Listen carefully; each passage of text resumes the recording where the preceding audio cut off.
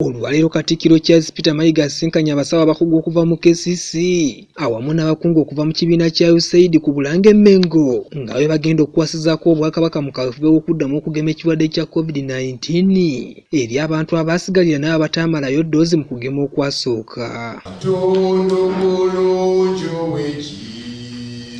Katikkiro asinzidde wano n'akubiriza abantu ba Buganda ne Uganda yonna okutwalira wamu okufaayo ennyo eri obulamu bwabwe era n'avunira nnyo ebibozibozi ebiyitingana ku mitimbagano ebireetera abangi okweraliikirira byayisa omuziziko mu nkulaakulana y'ensi.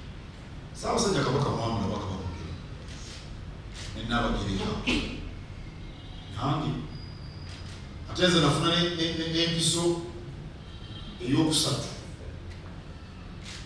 mu lujjudde wali njagala okukumya abantu bonna nti eddagala ery'okugema lumima wawugwe teririimu butwa.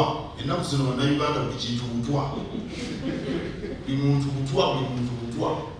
Eddagala teririimu butwa. Akyalimu ekituuka Kabaka tibandi mugemye nga mwenna mulaba kubanga era eddagala Kabaka erimukubibwa tumala kakasa nti tuufu. Okugema kuno okw'okubeerayo ng'ennaku z'omwezi 20 mpaka nga 23 omwezi guno ogwokuna, Katikkiro ategeezezza nti kya buvunaanyizibwa wabaawo omukisa nga guno abantu bonna batwala obulamu bwabwe ng'ekyomuwendo okugweyambisa. Temweyibaala nti kubanga abalwadde bakendedde naye tekitegeeza nti obulwadde bwaggwaayo. Kiriko omuvuzi w'emmotoka ne bw'omala omwezi nga towulidde afunye kabenje osigala weesibye olukoba. Toyinza kugamba nti ati wakyali kubenje sijja kwesiba olukoba. Ne mu nnyonyi abazitambuliramu bw'otuula bagamba siba olukoba.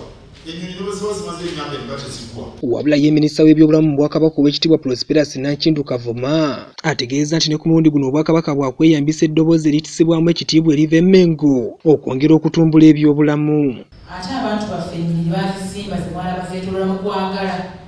Waba tuko ekiseera twagala tubawuzeemu. Abamu bakutuleko bayingire eddwaliro eriri okumpi bagemebwe ne bagaana nga baagala kujja mu Bulange.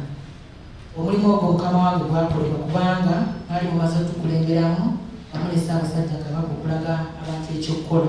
Kuba ebibalo babitulaze bulungi.